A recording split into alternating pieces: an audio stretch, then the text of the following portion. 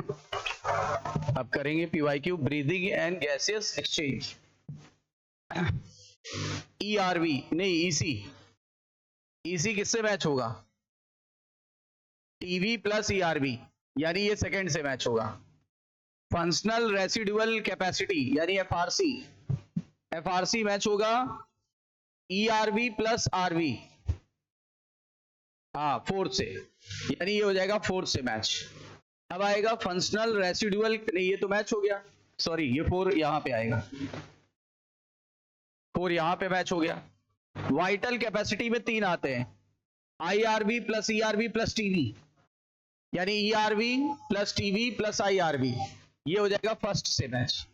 अब inspiratory capacity, inspiratory capacity में क्या हो जाएगा? अब बचा केवल थर्ड, यानी टीवी प्लस आईआरबी, तो ये हो गया थर्ड। अब ए का सेकंड, बी का 4, सी का फर्स्ट, डी का थर्ड, पहला ऑप्शन। और ये आया हुआ है 2024 में, page number 186, 187, 186, 187। Vital capacity of lung 187 page number 2023।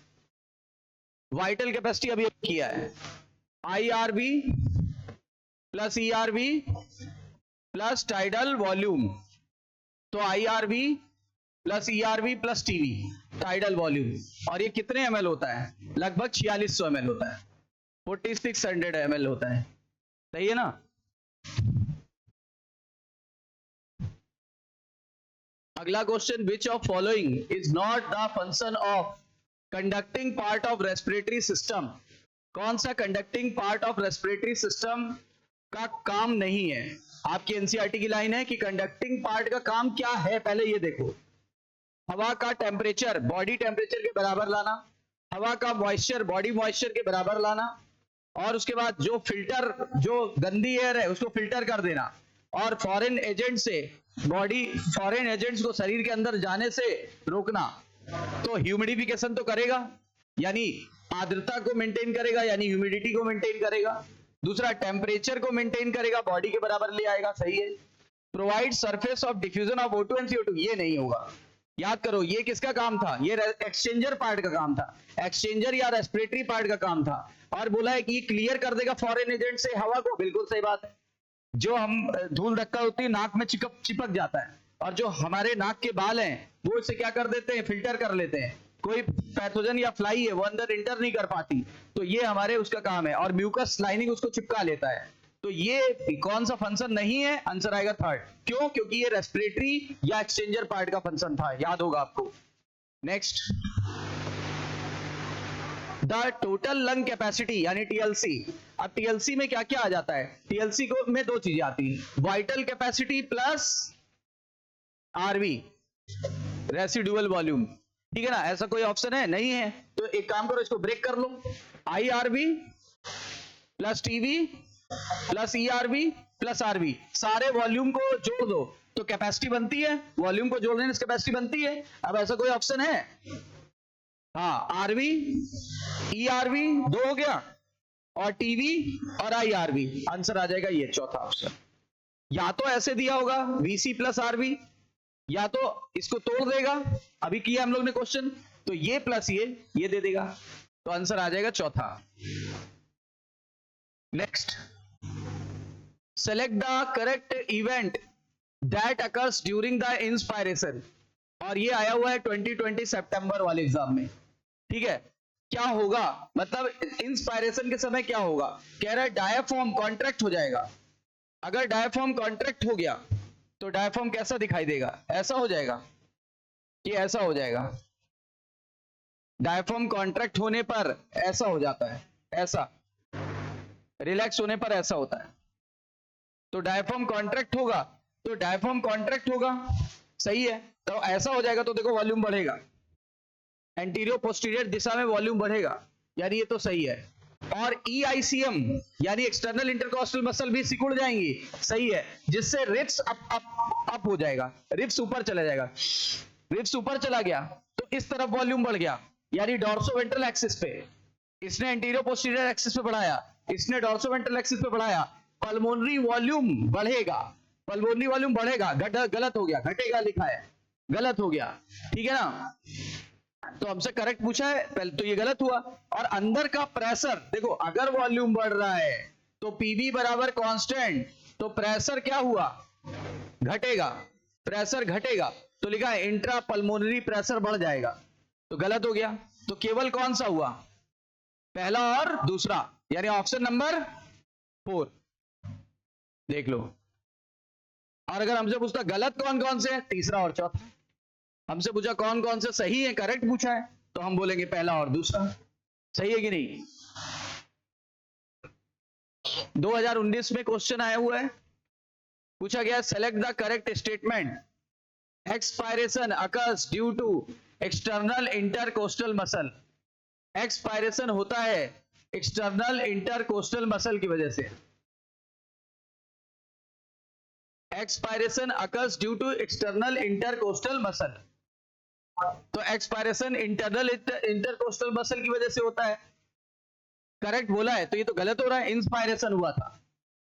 Intra pulmonary pressure घट जाएगा देन एटमॉस्फेरिक प्रेशर, मतलब अंदर का प्रेशर कह रहा है कम हो जाएगा, निगेटिव हो जाएगा, कहां की तुलना से, एटमॉस्फेयर की तुलना से। तो इंट्रा पल्मोनरी प्रेशर घटेगा तभी तो हवा अंदर आएगी। बोलो भाई कौन सा सही पूछा है। अगर अंदर का प्रेशर कम है, अंदर का प्रेशर कम है, बाहर का ज्यादा है, यहां का 760 mmHg है, यहां का 756 हो गया, तो हवा अंदर नहीं आएगी, तो सेकंड सही हुआ। बाकी और भी चेक कर लेते हैं। इंस्पायरेशन तभी होगा जब एटमॉस्फेरिक प्रेशर कम हो जाए अंदर की तुलना में, अरे तब तो एक्सपायरेशन होगा। अगर यहाँ का 756 हो गया, यहाँ का 760, तो एक्सपायरेशन होगा, तो गलत हो गया थर्ड। अच्छा fourth, expiration is initiated due to contraction of diaphragm, नहीं, कॉन्ट्रैक्शन में अभी पढ़ा है इंस्पायरेशन होगा, एक्सपायरेशन नहीं होता, रिलैक्सेशन पे एक्सपायरेशन होता है, अभी जस्ट कराया है थोड़ी देर पहले। फिर maximum volume of air a person can breathe, ठीक है, 2019 में आया है, person can breathe after full expiration. कह रहा है एक मैक्सिमम कितना एयर ले सकता है गहरी सांस छोड़ने के बाद, गहरी सांस छोड़ने के बाद कितना ले सकता है। अच्छा गहरी सांस छोड़ी तो क्या छोड़ा, ईआरबी, साथ में जब नॉर्मल सांस लेगा तो क्या लेगा, टीवी, और प्लस आईआरबी, इसको बोलते हैं वाइटल कैपेसिटी। गहरी सांस छोड़ के खींचो या गहरी सांस खींच कर छोड़ो, बात तो एक ही है। गहरी सांस खींच कर छोड़ो या गहरी सांस छोड़कर खींचो, बात एक ही है, इसको बोलते हैं वाइटल कैपेसिटी। अब टीवी प्लस ईआरवी, नहीं, टाइडल वॉल्यूम एंड ईआरवी, यानी टाइडल वॉल्यूम इतना है 500, वो तो होता ही है 500, ईआरवी कह रहा है 1000 ml है, ठीक है, ईआरवी 1000 ml है, तो उसका ईसी क्या होगा। अगर आरवी इतना दिया है तो आरवी की जरूरत है ही नहीं, पहली बात तो कंफ्यूज कर रहा है, क्या आरवी की जरूरत है, बताओ। ईसी बराबर क्या, फार्मूला क्या होता है, ईआरवी प्लस टीवी, ये तो कंफ्यूज करने की कोशिश कर रहा है बच्चा, इसी में उलझा रहेगा, उसको सीधे सीधे फार्मूला लगाना है, ईसी बराबर ईआरवी प्लस टीवी, यानी कि 1000 प्लस 500, आंसर आ जाएगा 1500 ml। बोलो सही है कि नहीं। आरबी का कहीं यूज ही नहीं है, क्योंकि आपसे ईसी पूछा है, एक्सपायरेटरी कैपेसिटी पूछा है। 2018 में आया हुआ क्वेश्चन है, क्या है, टाइडल वॉल्यूम 500 से 550 तक हो सकता है, तीसरा। आईआरवी 2500 से 3000 ml होगा, पहला। ईआरवी 1100 से 1200, नहीं ये करो 1000 से 1100, क्योंकि ये मैच हो जाएगा 1200 से, तो ये थर्ड वाला हो गया 4 और 4 वाला हो गया सेकंड, आंसर हो जाएगा पहले का तीसरा, पहले का तीसरा, दूसरे का पहला, तो ये तीसरे का चौथा, चौथे का दूसरा, सेकंड, ठीक है। नीट 2017 में क्वेश्चन आया हुआ है, lungs are made up of air filled sac, lungs जो होता है हवा से भरा हुआ थैला है, कह रहा है, और उसके अंदर एल्विलाई होती है, उस थैले को एल्विलाई बोल रहे हैं। They do not collapse even after forceful expiration. बोलते हैं पूरी सांस छोड़ भी दो तो भी हमारा लंग्स कभी चिपकता नहीं है, लंग्स कभी चिपकता नहीं। उसका कारण क्या है, और ये क्वेश्चन आया 17 में। इसका कारण है क्योंकि लंग्स में हमेशा 1200 ml एयर बनी रहती है, और लंग्स का ये एयर हम कभी नहीं निकाल सकते। और यही जो 1200 ml एयर है, ठीक है ना, यही जो 1200 ml एयर है, ये हम कभी नहीं निकाल सकते। इसी को बोलते हैं आरवी। इसी वजह से लंग्स कभी चिपकता नहीं है, लंग्स कभी कोलैप्स नहीं करता, ठीक है ना। अब बताइए 2022 में आया हुआ कुछ क्वेश्चन है। Under normal physiological condition 100 ml oxygenated air कितने ml टिश्यू को डिलीवर करती है? देखो 100 ml ले जाती है 20 ml ऑक्सीजन को, लेकिन वो डिलीवर करती है इसका 25%। 20 ml का 25% कितना हुआ? 5 ml। जबकि 100 ml डीऑक्सीजनेटेड ब्लड कितना CO2 डिलीवर करती है एल्विलाई को? 4 ml। दो क्वेश्चन आते हैं यहां से, तो आंसर है इसका आ जाएगा 5 ml। और परसेंटेज में पूछे तो 20 का 25%, 5 ml। आप परसेंटेज पूछे तो 25%। फ्रैक्शन में पूछे 1/4, 1/4 भाग सप्लाई कर रही है ना। अच्छा, बाकी की क्यों नहीं सप्लाई कर रही है? अरे ज्यादा ऑक्सीजन चाहिए 50% करेगी, और एनर्जी ज्यादा चाहिए 75 करेगी, तो ये रिजर्व रखती है अपने पास। आप पहले बॉडी को बताते नहीं हो कि मैं दौड़ने जा रहा हूं, बॉडी खुद तैयार रहती है आपके इमरजेंसी के लिए। क्या हम बता के दौड़ते हैं चल तैयार हो जा मैं दौड़ने वाला हूं? ऐसा होता है क्या? नहीं, हम खुद, हमारी बॉडी तैयार रहती है। Partial pressure in mmHg of oxygen and carbon dioxide eight alveoli. Alveoli में पार्शियल प्रेशर होता है कितना? 104 mmHg। और ये होता है कितना? PO2 होता है इतना। PCO2 कितना होता है? नहीं 40 है ना, हाँ 40 mmHg। और एटमॉस्फेयर में पूछा जाता, ये तो ये हो गया, एटमॉस्फेयर में पूछा जाता तो ये हो जाता 4, ठीक है ना। और ऑक्सीनेटेड में पूछा जाता तो ये हो जाता, और डीऑक्सीनेटेड में पूछा जाता तो ये हो जाता। डीऑक्सीनेटेड का ये है, एल्विलाई का ये है, ऑक्सीनेटेड का ये है, और ये है आपका एटमॉस्फेयर का। कौन सा सही आंसर हुआ? पहला, एसर्जन रीजन वाला। एक पर्सन है वो हाई एल्टीट्यूड पर गया तो उसको एल्टीट्यूड सिकनेस हो गई, मतलब ऊंचाई पर गया तो उसको कुछ दिक्कतें क्रिएट होने लगी, सांस लेने में प्रॉब्लम आ गई, हार्ट की धड़कन बढ़ गई, ठीक है ना। तो ये बात तो सही है, ये बात तो सही है। Due to low atmospheric pressure at high altitude body does not get sufficient oxygen. ऊपर जाने पर प्रेशर घटता है, नीचे जाने पर, पानी में जाने पर प्रेशर बढ़ता है, तो बात सही है। ऐसा इसलिए हुआ होगा क्योंकि लो ऑक्सीजन प्रेशर मिली, और लो ऑक्सीजन प्रेशर हाई एल्टीट्यूड पे होती है, इसी कारण बॉडी को सफिशिएंट ऑक्सीजन नहीं मिली। मतलब ये भी सही है, और इसको एक्सप्लेन भी कर रहा है। मतलब कौन सा हुआ? Assertion and reason both are correct and explaining assertion to reason, है ना। अब बताइए next, select the favourite condition required for the formation of oxyhaemoglobin at alveoli. देखो एल्विलाई में PO2 क्या होता है? हाई, और PCO2 क्या होता है? लो, और H+ आयन क्या होगा? लो होगा। अरे O2 ज्यादा, बाकी चीजें कम, टेम्परेचर भी कम। अब आप बताओ क्या हो जाएगा? हाई PO2, लो, लो और लो।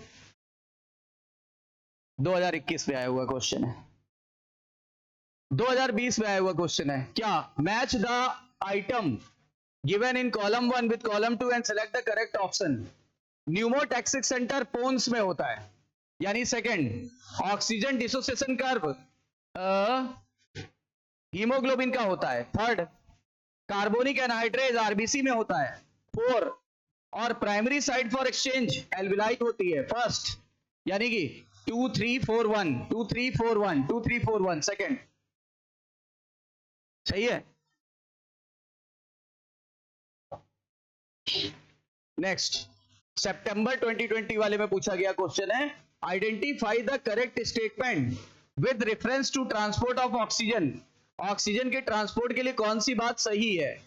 बताइए।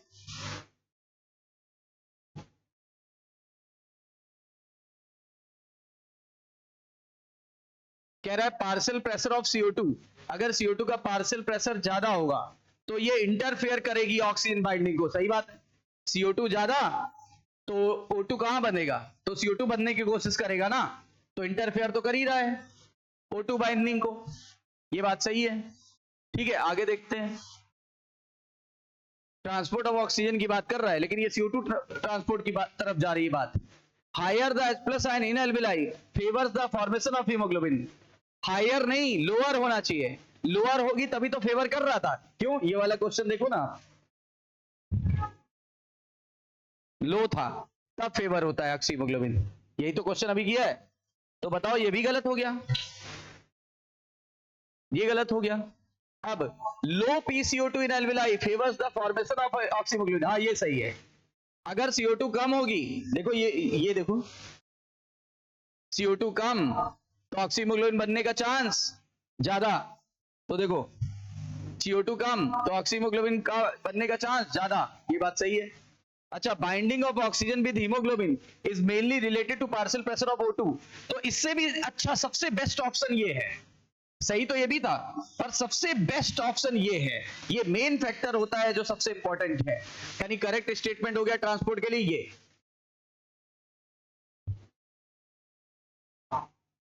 अब due to increasing airborne allergen, यानी हवा में आजकल एलर्जन बहुत ज्यादा है या प्रदूषण बहुत ज्यादा है, स्पेशली शहरों में, अर्बन एरियाज में, तो लोगों को सांस संबंधित रोग हो रहे हैं। ठीक है ना, बोल रहा है सांस लेने में कठिनाई होती है, वीजिंग का मतलब कठिनाई आना सांस लेने में। तो इसका कारण क्या हो सकता है, इसका कारण हो रहा है, ये तो नहीं होगा, reduction in secretion of surfactant of pneumocyte, beginning growth of mucus lining, ये भी गलत हो रहा है। ठीक है ना, inflammation of bronchi and bronchiole, ये तो अस्थमा का कारण है। Proliferation of fibrous tissue and damage of alveolar wall, हाँ ये होगा, क्योंकि पॉल्यूशन की वजह से ये होता है, पॉल्यूशन की वजह से फाइब्रस टिश्यू प्रोलिफरेट करेगा और डैमेज हो जाएगा हमारा एल्वियुलर वॉल। ये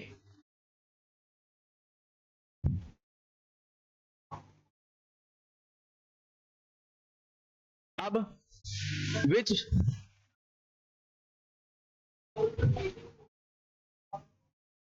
कौन सा,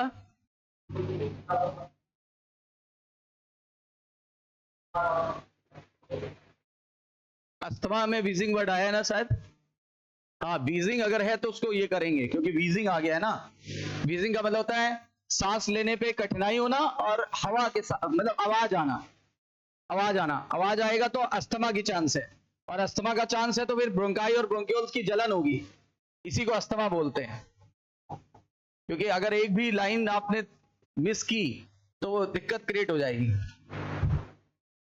अब आगे इसमें रेस्पिरेटरी डिसऑर्डर जो व्यवसाय से संबंधित है, तो उससे क्या होगा, बॉटुलिनम फूड पॉइजनिंग को बोलते हैं, फूड पॉइजनम, सिलिकोसिस हो सकता है, एंथ्रेसिस और एम्फिसीमा तो नहीं होगा, व्यवसाय से संबंधित एम्फिसीमा नहीं है।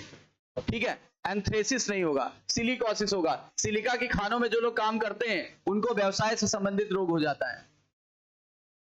Next, which of following option correctly represent the lung condition in asthma and emphysema respectively. Asthma के लिए पूछ रहा है और एम्फिसीमा दोनों के लिए पूछ रहा है। तो अस्थमा के लिए होगा ब्रोंकाई और ब्रोंक्यूल्स में जलन होगी, यानी इन्फ्लेमेशन ऑफ ब्रोंक्यूल्स, और उसमें सरफेस एरिया घट जाएगा एम्फिसीमा में, ये सही लग रहा है। देखिए, inflammation of bronchi and bronchiole is asthma, इस inflammation of bronchi and bronchiole is asthma, और सरफेस एरिया डिक्रीज कर जाना ये एम्फिसीमा की पहचान थी, और कोई मैच होगा नहीं।